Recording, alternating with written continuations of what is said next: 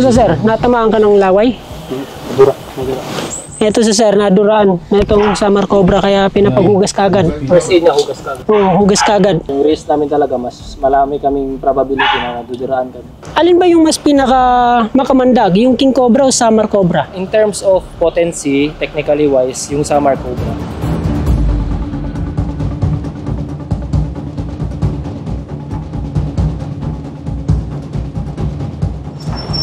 Ayan, so mula dun sa dulong hilagan na itong Mindanao, ay nag-travel naman po tayo ng mahigit 6 na oras papunta dito sa dulong timog naman, dito sa Davao Region. So nandito po pala tayo ngayon sa Panabo City, kung saan mapapansin dito ang mga nagagandang infrastruktura, napakagandang kalsada, at yung mga ganitong establishmento.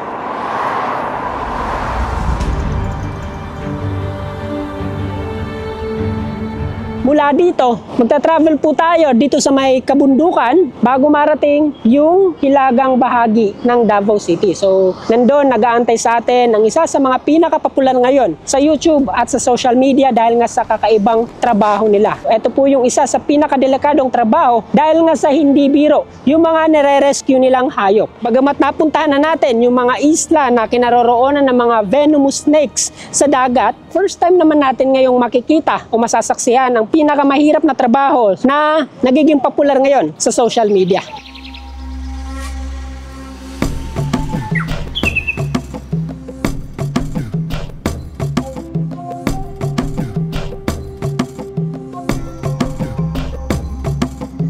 Nandito na rin lang tayo sa Panabo City. Alam nyo ba na etong lungsod ay kilala o popular sa tawag na Banana Capital of the Philippines. Dito sa lungsod na ito, makikita ang hektaryang taniman ng iba't ibang uri, iba't ibang klase ng saging na ine-export, binebenta dito sa Pilipinas. Sa sobrang lawak ng mga taniman dito, ay pwede kang maligaw kung halimbawa pupunta ka sa kalagitnaan nitong mga taniman.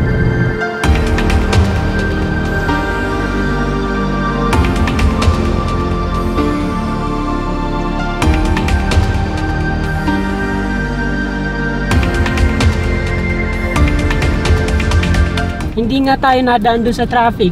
Dito naman tayo pinadaan ni Google Maps sa rough road na kalsada. Kaya hindi din natin magawang bumilis dito kasi yung ilan, malalalim yung lubak at medyo malalaki yung mga bato na nadadaanan natin. Kaya abutin pa rin tayo ng mayigit 30 minutes mula dito papunta doon sa napag-usapan naming lugar kung saan kami magkikita nung grupo na sasamahan natin ngayong araw.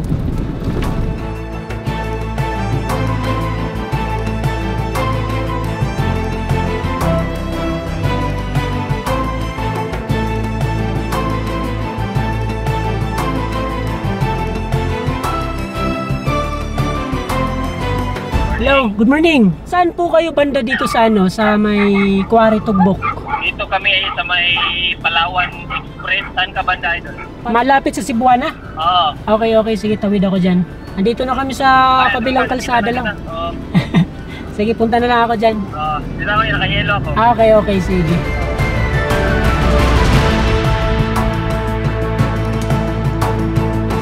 Morning, Don Cobra. Sila po yung sasamahan natin ngayong araw para masaksihan natin kung paano nilang ginagawa yung pagre-rescue sa mga makakamandag na ahas. Ito pala si ma'am, sila yung nagpaparescue. Hello po. Si Seth, ma'am. Ma'am, ano po yung ahas na ipaparescue nyo dito? Yung last Saturday, nakapag-rescue na sila ng cobra. So, na-cleared na. Pero yung inner part na medyo na-abandon, yun yung check nila ulit.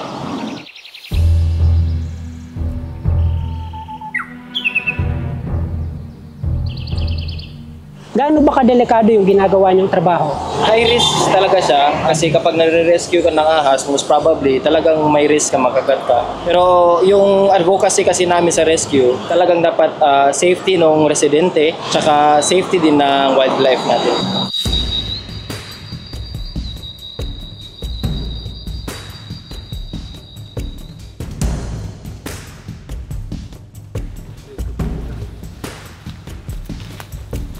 So dito, makikita po natin na talaga namang mapuno itong area na to kaya hindi na nakapagtataka kung mayroong mga namumugad dito na makakamandag na ahas.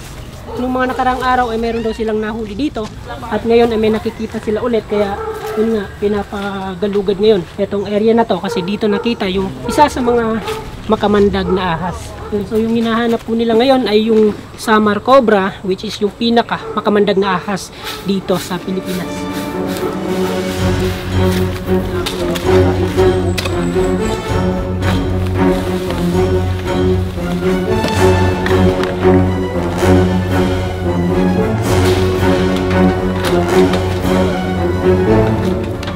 Paano nyo malalaman na positive merong ahas na naandyan?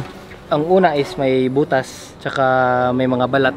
Yun yung mga unang ano natin. Trace talaga na hanapin. Kung wala, lilipat na naman tayo. Kasi medyo matatagalan tayo kapag hinahanap natin na walang bakas.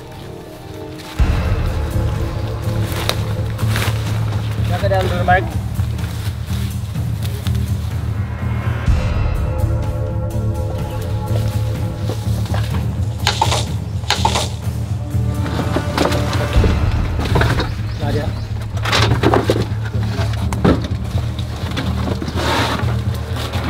Yung Samar Cobra natin, active yan siya from 9 AM to 3 PM. Kapag umaga, sisinag na yung araw, maghahanap siya ng spot kung saan ganito ka-conducive yung araw, babibilad niya yung katawan niya para makapag-kondisyon yung katawan niya, maghahanap na siya ng mga daga. Parang kondisyon, physical condition na yung pang-hunting niya na katawan niya.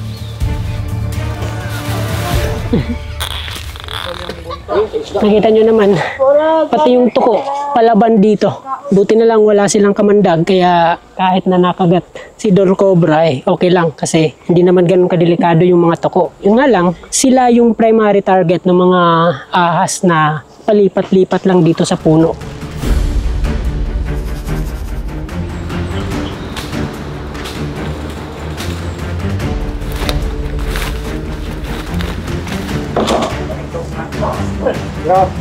Yung mga ganitong trabaho, karaniwan lang nating nakikita sa mga YouTube, Facebook, pero ngayon, personal na nating nasasaksihan o nakikita itong ganitong pagre-rescue ng mga ahas.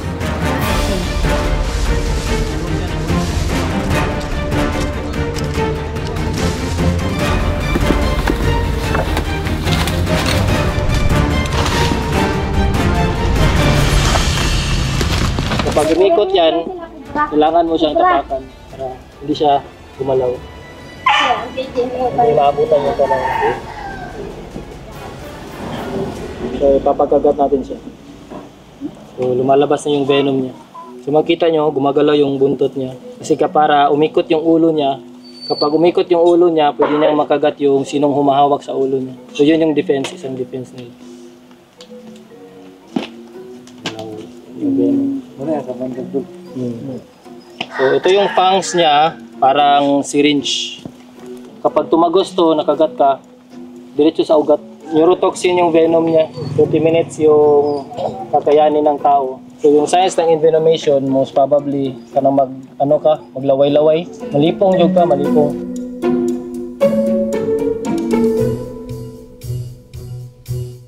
Bali yung gagawin natin ngayon, lilipat tayo dun sa ibang area kung saan ay yun yung nasa schedule nila ngayong araw. Meron daw silang dalawang klase ng pagre-rescue. Yung isa ay yung tinatawag nilang priority, yung isa naman ay yung emergency. So sa priority, yun po yung sightings ng ahas na hindi on the spot. Halimbawa, nakita nung isang araw, tapos itatawag, papa-rescue sa sunod na mga araw.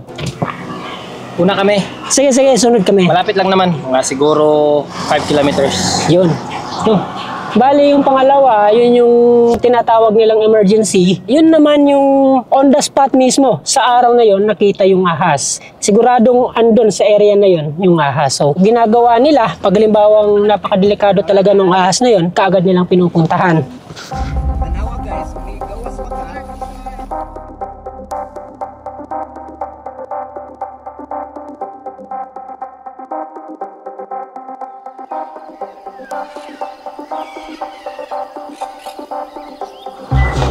Sir, anong lugar to dito? Barangay Tagakpan. Saan yung bahay na pupuntahan natin? Dito sa kabila? Dito sa kabila. Yung case dito is marami silang sightings ng mga king cobra. Alin ba yung mas pinaka makamandag? Yung king cobra o summer cobra? In terms of potency, technically wise, yung summer cobra. King cobra lang is nakakamatay siya, fatal siya kasi ang pag-deliver ng kanyang venom through volume. So kapag kinagat ka ng king cobra, ini-inject niya talaga yung lahat ng kamandag niya sa prey niya. Tapos yung summer cobra naman is only through injection lang. Kahit konting... Kahit kaunti. Grabe. Napaka-potent yung kahit sa summer cobra or Philippine cobra, yung sa Luzon, Oh, yung summer cobra, pag halimbawa nakagat yung isang tao na mga ilang segundo yung itatagal. 30 minutes top.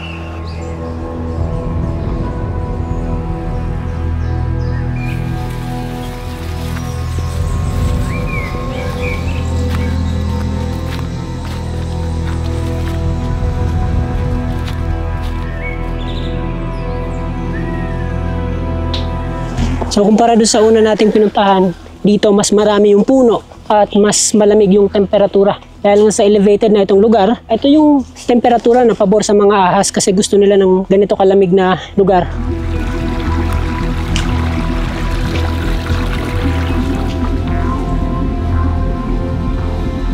Yung nayari ko doon, mga ganito siguro, ganito. Summer cobra. Oh, summer lang. Pero delikado pa rin yan. Delikado pa rin. Naabutan ko doon sa rulats. Doon ko nayari kasi pag kuha niya sa sa bakod, hindi siya nakadiretso, may man harang, maliit man yung butas. Nayari ko doon. Hey, sir, thank you. Salamat. So yun yung isa sa mga dahilan kung bakit dapat na ma-rescue yung mga ganong ahas kasi kung makita sila ng mga residente, syempre magpapanik, papatayin para hindi maubos yung ganong ahas o hindi mapatay yung mga ganong ahas kaya nire-rescue nila.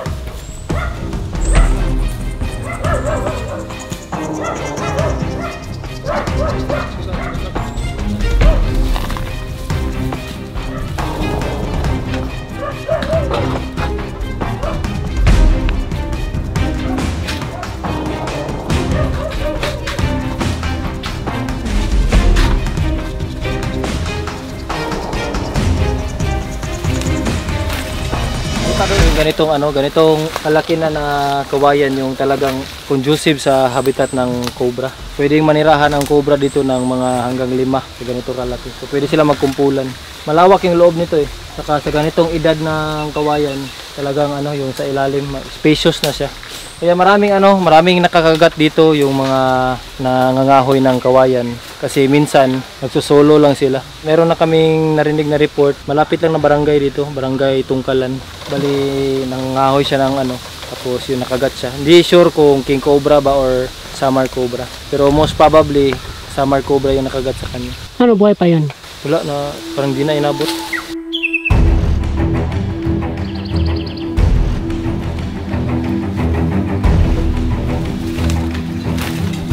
Dol.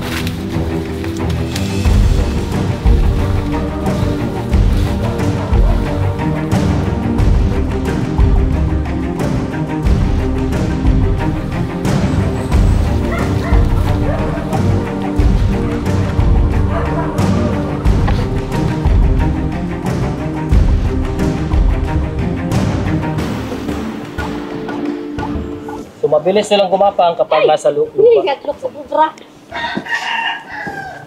Kalmado lang siya mga idol. So kapag maingay yung paligid, tapos maraming tumatakbo, mas agitated sila yung summer cobra. Parang pusa. Yan yung hiss nila, so panakot nila. So ingat sa durahan. Lahat ng gumagalaw sa harap nila, yun yung kakagatin niya.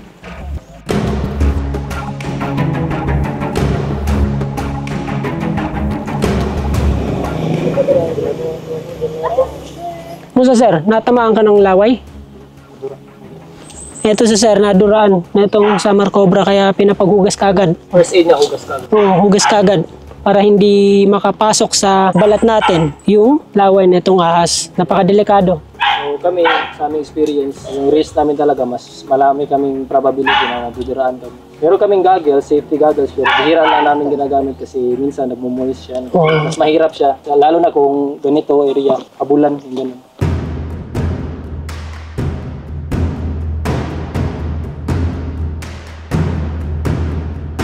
So nag-rescue kami for about a year na. Sa tagal nyo nagre-rescue, ano yung pinakamadaming ahas na nahuli nyo? Summer cobra talaga. Kasi ito yung priority namin.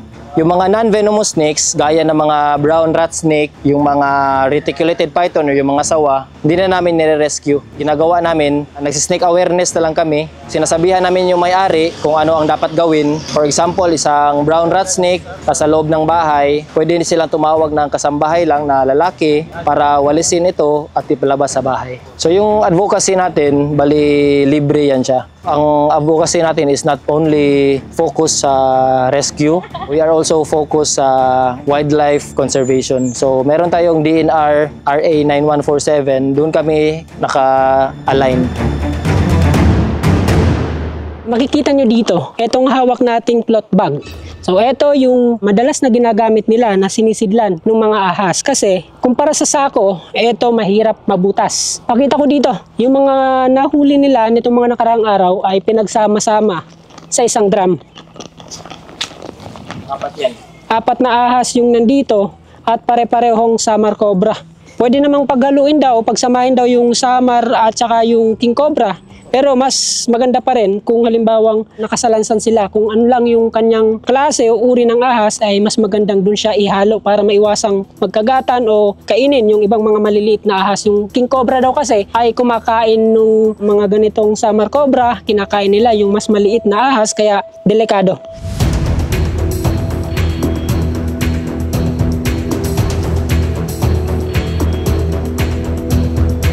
Pag halimbawang doon sa lugar na yon makakita kayo ng 10, 5 ahas, ano yan? Huliin nyo ba lahat o i-rescue nyo ba lahat o papabayaan nyo na lang? Kung sa natural habitat lang naman, hindi na yan siya considered na rescue. So, hayaan na lang natin sila. Kung matao naman yung lugar, pwede natin i-rescue yun siya.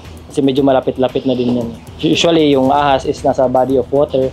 If ever makita natin doon sa area na malapit sa bahay, kinukuha natin. Tapos nililipat na natin sa ibang lugar at turn over natin sa sentro.